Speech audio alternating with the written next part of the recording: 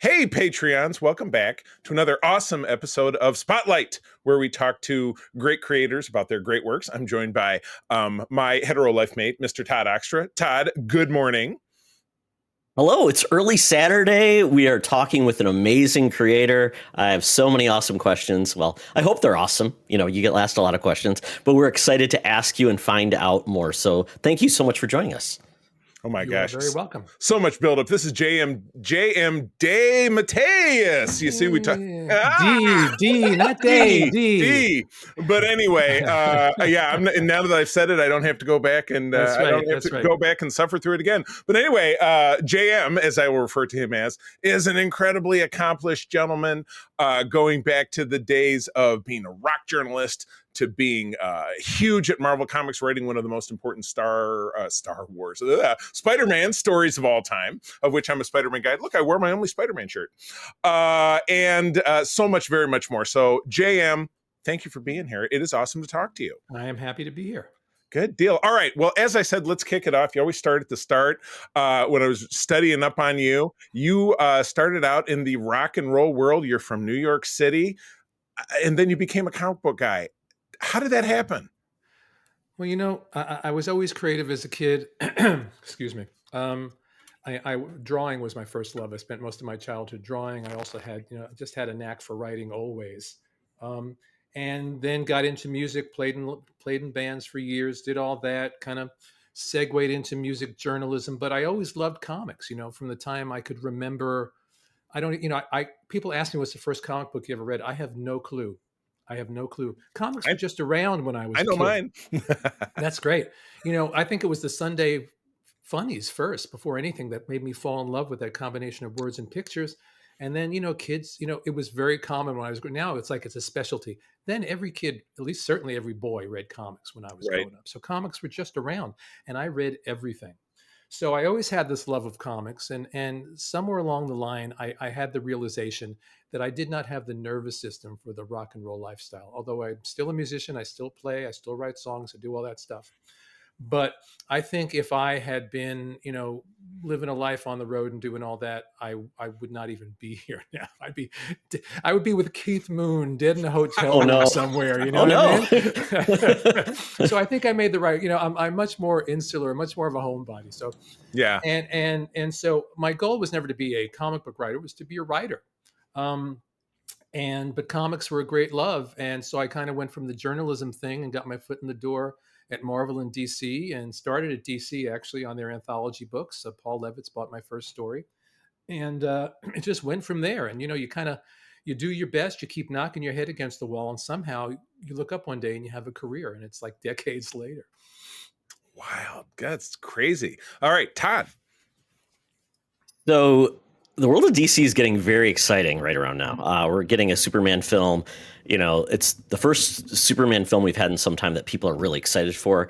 Yeah, and I mean, it's amazing. And the fact that they're doing this in a way that's going to introduce a lot of characters that a lot of fans like myself are familiar with. But Guy Gardner is going to get his first real introduction to the majority of the mainstream for the first time.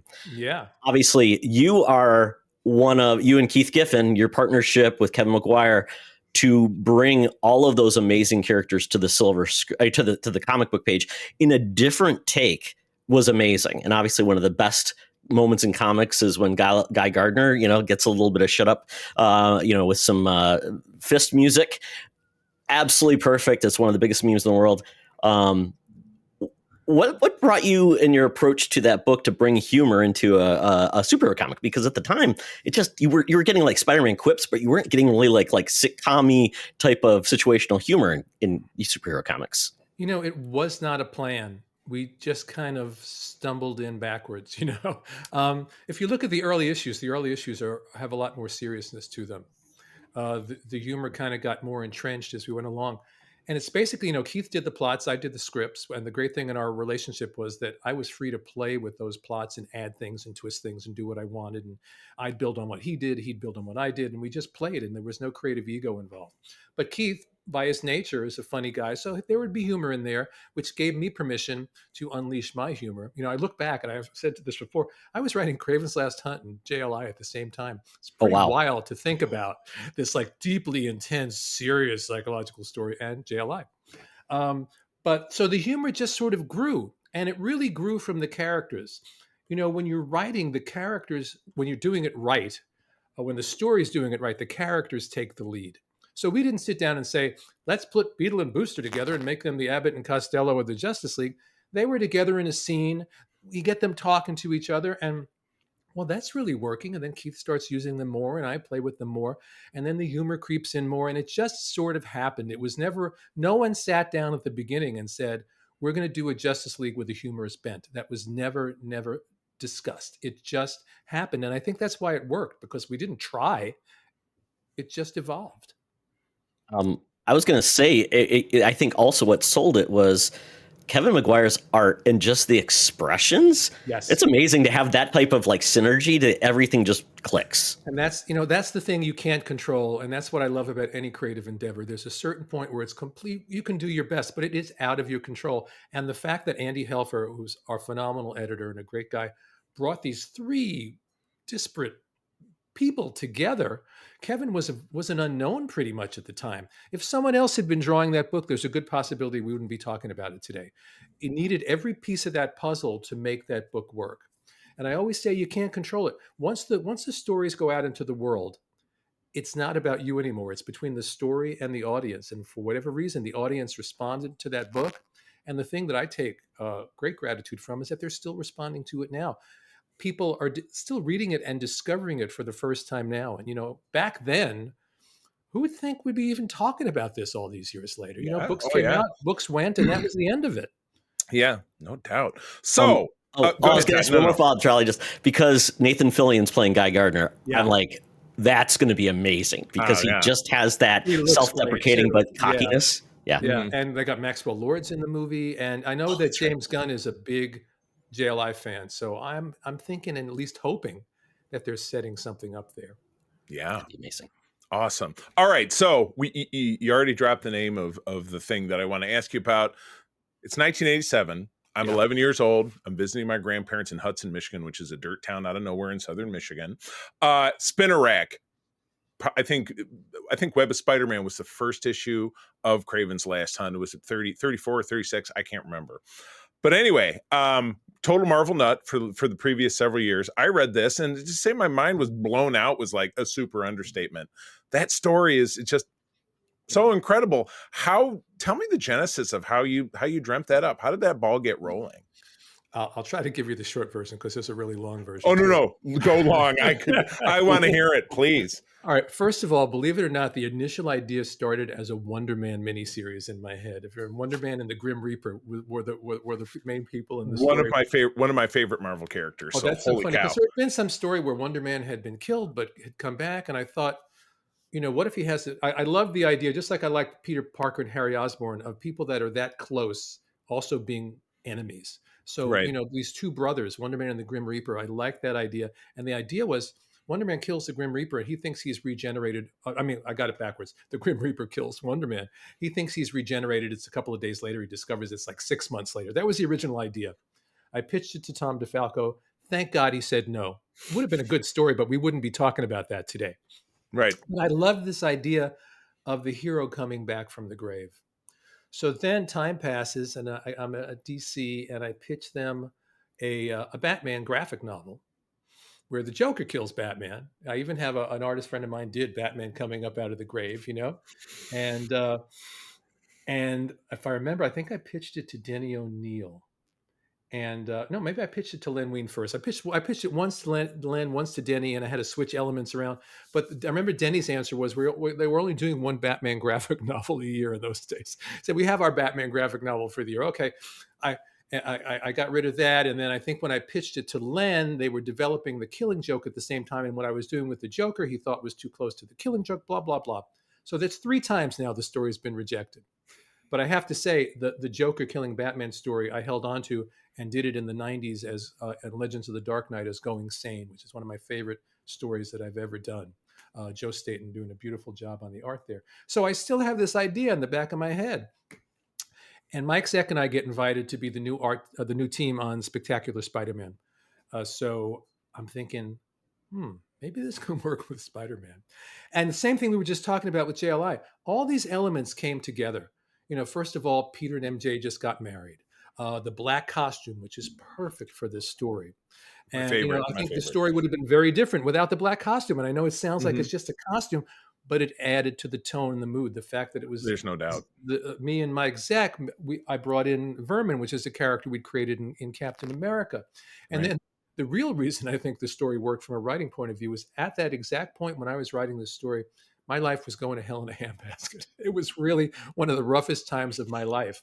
So I think I back now, you don't think about it when you're writing it. All those characters are like some part of my psyche. I was working out what I was going through. So the pain, the struggle, Peter coming up out of the grave, reaching for love and for light, that was all what was going on in my life. So I think that gave the emotions.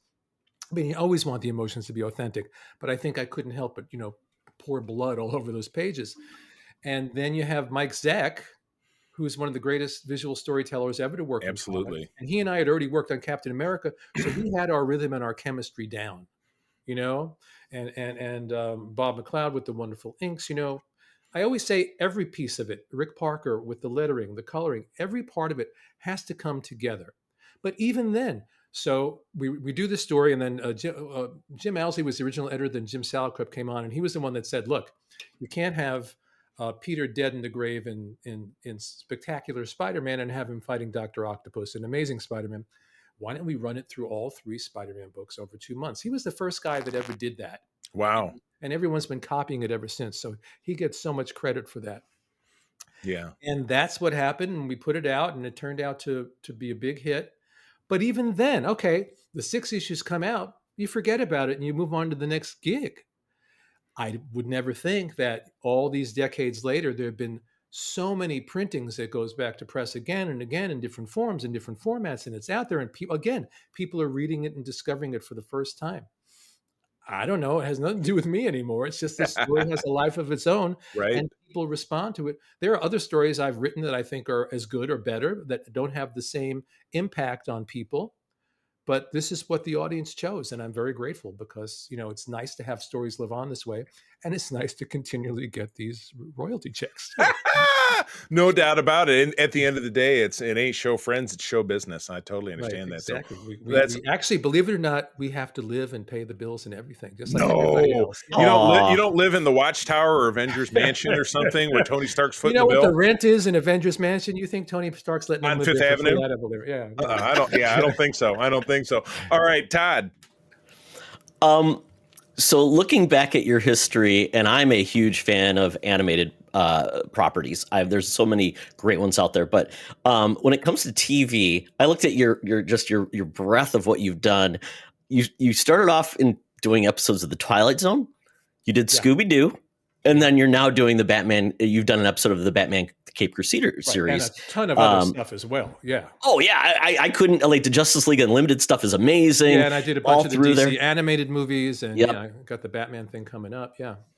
Yeah. So I know it's obviously a different process, but between live action and animated, I mean, what's that like? And then does it take a different set of writing skills versus, say, comics? And I'm guessing yes, but I'd love to hear more about it. The real difference with comics is, comics, even when you're working on these iconic characters that have been well established for 100,000 years, there's a lot of, I come in and I can bring my vision to that character. When you're working in television, well, something like Twilight Zone, it's an anthology, so it's different. So you're just bringing your story. But when you're working on any ongoing series, you've as a freelancer. Not if you're on staff, if you're the producer, it's a different thing. But I've always just been the freelancer, out here working on my scripts. So they have a vision for the season, for the stories that they want to tell, and more often than not, they'll come to me and say, "We want to do A, B, C, or D." Okay, so now they've presented me with a template. And I've got to develop that into a story. And I have to do 2 things. I have to please them because they need this story to fit a certain way in their seasons. And I also have to bring something of myself to it and keep my own point of view, my own originality, and get that in there too. So I'm weighing both things. And it's a skill set, to do both, to kind of please.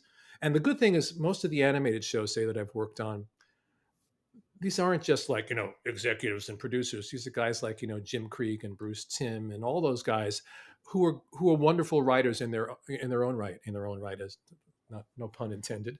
Um, so it's great. They've been great to work with, so to get on the phone with Jim Krieg and Bruce Timm, say, and talk about story for an hour and a half, uh, it's a pleasure, because I'm used to being here alone in my head, in my office. So I'm happy to work that way, and it's very, very gratifying. And then you put it on TV, and the truth is, reaches a hell of a lot more people than the average comic book does, doesn't it? And even in live action, when I worked on the Superboy show, which was sort of my film school experience. I worked on staff for a while, and I wrote 5 episodes. I learned so much. I had a lot of freedom on that show. I think because it was a small show that was sort of out of the way, and the whole writing staff was basically Stan Berkowitz, another staff writer, and me for the time that I worked on it. So there was a lot of room there. There weren't 1,000 people with opinions, and I had a lot of fun working on that show as well. But it's been great. It's been great. I've loved working on these DC animated movies. This new Batman show. Have you seen the first season? Oh yeah. Oh yeah. It's Oh my really God. interesting. Really Love it. interesting. It was a big adjustment for me, because it's a different Batman. Yeah. You know what I mean? It's not, so you have to sort of, and with any show, I've worked on shows where the show hasn't come on yet. So you're just working by outlines or maybe an animatic. You don't have a sense of what's going on. You haven't heard the characters' voices.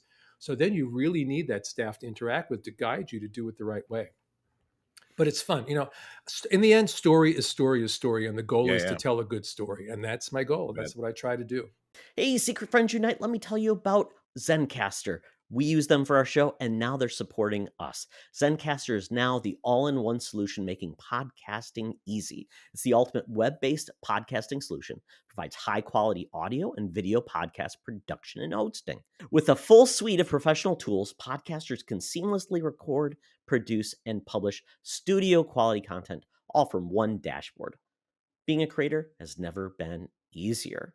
And we chose Zencaster because of the ease of use, high quality output, and it makes it super easy for our guests to come on. We had multiple solutions we tried before, and Zencaster has just been the best fit for us. Why Zencaster? It's now super easy to record a podcast with Zencaster. Log in using your browser and start recording a high-quality podcast right away. Record studio-quality sounds and up to 4K video with your guests. Feel a sense of zen knowing Zencaster's multi-layered backups ensure you always have your recordings in the highest quality, even if the connection is unstable. Have you ever worried what you sound like? Zencaster's post-production process makes you sound buttery smooth. It automatically removes those ums and ahs in your recording. It removes those awkward pauses in conversation too. Set the right podcast loudness and levels while reducing background noise with the click of a button. So if you're interested in making an easy, high-quality podcast just with the click of a browser button, go to Zencaster.com/pricing and use my code SFU1. You'll get 30% off your first month of any Zencaster paid plan.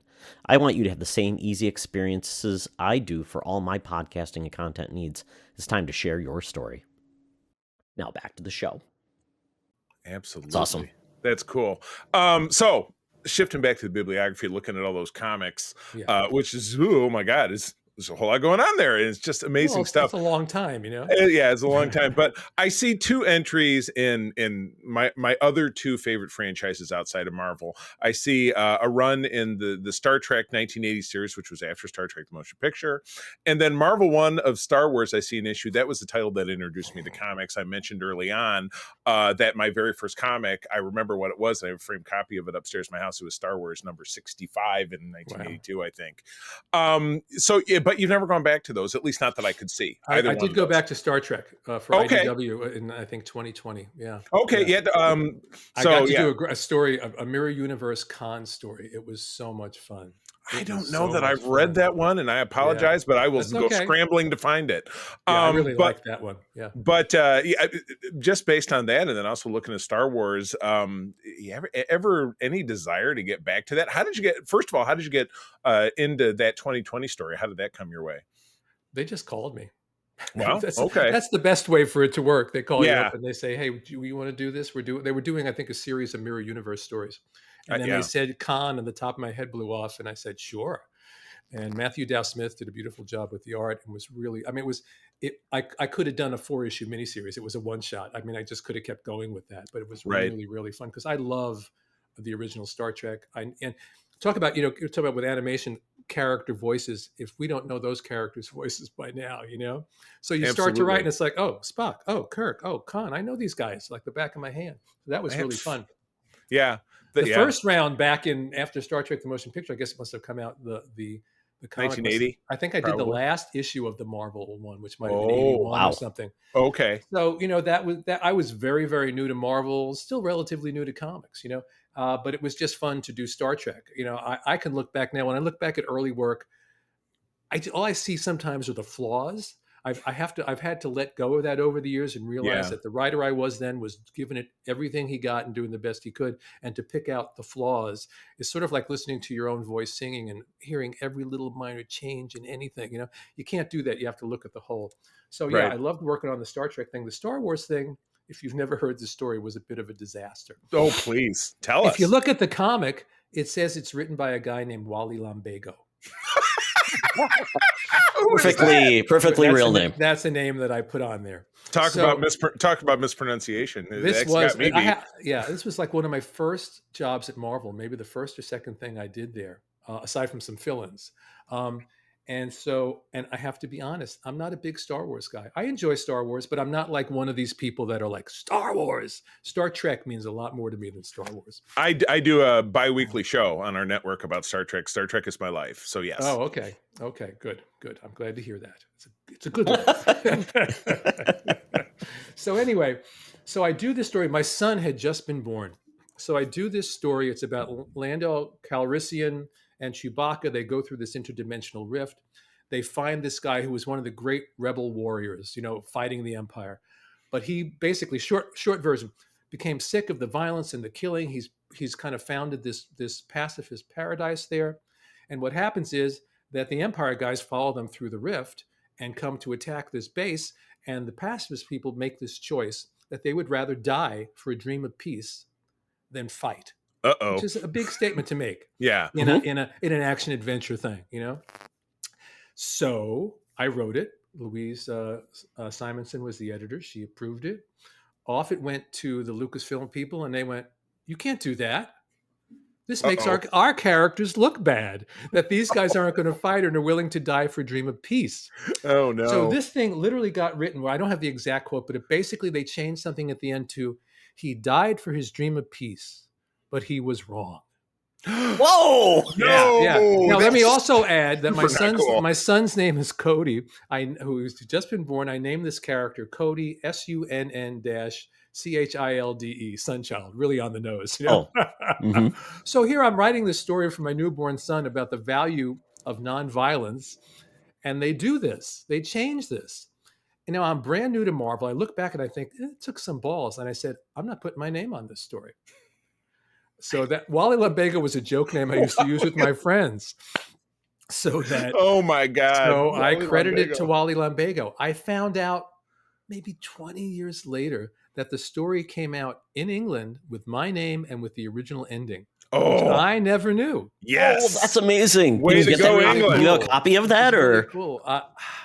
I do not own a copy of that. No. Oh man. No. That's a hidden gem. If I am miraculously over in the UK and by regard I see that, I would purchase it and send it to you. I'd find a way to get it to you. Someone put a couple of the page, like the changed page, the original version and the changed page up online somewhere, and I have those, but I don't have the actual book. That's so there wild. was some slight revenge there. Yeah. Oh my gosh. Crazy. That's amazing. Crazy. Todd, please. Okay, so I think this is probably our last question, but one of the books that I picked up when I was in college was when Vertigo republished Moonshadow. I was not aware of that book existing before Marvel with Epic, which that's a very interesting time when Marvel was doing kind of like independent books, different storytelling. And then I got the individual issues from Vertigo, and then it got a additional reprint years later. Are you surprised that book, at a time when comics really wasn't doing that type of work, it landed there, but then has found a life beyond just the 80s, but then into the 90s. Same thing. We just, in 2019, Dark Horse put out a hardcover edition that got nominated for an Eisner, and now we're putting out the paperback version is coming out in a few months with even, so we found so many things, extras in the back, and we stuffed even more into this new edition. Ooh. Yeah, Moonshadow was my opportunity to step out of that Marvel and DC mindset and just write it. Really, that was the book that helped me find my voice, my individual voice as a writer. But the same thing, I worked with John J. Muth, who's still a dear friend of mine. And you're not thinking, I wasn't thinking I'm doing something different. I'm breaking boundaries. I'm whatever I'm doing. I was just writing the story I wanted to write. But because I wasn't working within the frameworks of those superhero universes, I was writing it as if I was writing a novel, and it turned out to be, one of the best and most liberating projects I've ever worked on in my life. And the same thing, it's done. All right, they collected it once. I didn't think all these years later it would be collected again and again. We've been, it's been at Marvel, it's been at DC, now it's at Dark Horse, and it's deeply gratifying. I couldn't have written Kraven's Last Hunt if I hadn't written Moonshadow first, because Moonshadow, to use the cliche, took the training wheels off, and I was like, I saw storytelling and my own voice and writing in a very different way, which allowed me to bring that to Kraven's Last Hunt. I wouldn't have written it the same way if I hadn't done Moonshadow first. Wow. Gotcha. Thank you. That art is amazing. That storytelling. Muth is incredible. And he's gone on to an amazing career writing and illustrating children's books, award-winning career. Yeah. Yeah. And one last thing before I'm very excited because my wife read Abzabad, and because I try to get my wife in different books, and Abzabad is an amazing book as well. Badazad. Oh no! That's another one. Pronunciation comes back. That goes with my last name. It's like I understand. That's a tough one too. That's no. I got the last name. It's Lombago. We are good. That's right. We are all set. From now on, if you just use that, you'll never have a problem again. Yes. Thank you so much for that. Yes. Yeah. Oh, I was going to say my wife, because I've gotten to comics throughout the years and certain books, and she loved that book. She thought it was amazing. And I'm like, I did not put all the pieces together. It's like, oh, that's also by you, the guy who also did this. So it's kind of neat to see all the different ways. Badazad remains one of the great heartbreaks of my career. We did the comic books for CrossGen, little knowing that by the time the ink was dry on the contracts, they were sinking in the swamp. Oh no! We did 4 issues. 3 issues got printed. The 4th issue never got printed. Then Disney comes along, and they love a Badazad, and they literally bought CrossGen to get a Badazad. Happily, Mike Plug and I owned half the property, so they had to make a nice deal with us and we're thinking Disney, great. And so we did these books for Disney, which were half prose, half comics, and the same thing happened. We did 4 books. 3 of them came out. 4th one never came out. And unfortunately now Disney owns it. And I've tried a number of times over the years to pry it out of their hands, and we just can't get it from them. And it is, along with Moonshadow and Brooklyn Dreams and a few other projects, one of my favorite things that I have ever done. And it's a real heartbreak for me that it's kind of locked up in the Disney vault. Oh man! But it's still the collaboration with Mike Plug. Mike Plug's one of the greatest artists to ever work in comics, and one of the nicest guys too. We had such a great, sometimes you have a collaboration, and the minute you guys, whether it's on the page or in person or both, something just happens, and that happened with Plug instantly, both for us personally and our creative collaboration on the book. Thank you so much. Holy cow. Great treasures you've given us. Yeah. Thank you so much. Oh my gosh. Well, just to wrap things up, Mr. Lombago, if you'd be so kind. Please call me Wally. Okay, very good. Wally. Tell us all about what's coming up. I know you have a lot of stuff hitting the streets in the next few months, so tell us about it. What's coming up? Well, the stuff I can talk about is that there's a new edition of Moonshadow. DC is finally collecting my run on Dr. Fate, which I've been waiting for years for them to do. Nice. My run on Spectacular Spider-Man with Sal Buscema. Grew up reading it, yeah. Omnibus, I've been waiting for years. How big is it? Can I buy it and actually still be able to hold it? I think it's like 1,000 pages or something. Oh, terrific. Because it's mostly my run, but there's some stuff before and some stuff after. Oh, so my God. A lot of stuff in there. I'm glad I have the single issues. No offense. I can't hold it's a book that big. They're really, every time I get a new omnibus, it's like I have to move all these books around in my office because I don't know where to put anything, Right. And then there's a new edition of Brooklyn Dreams, which you guys have to read because it's probably my favorite thing I've ever done.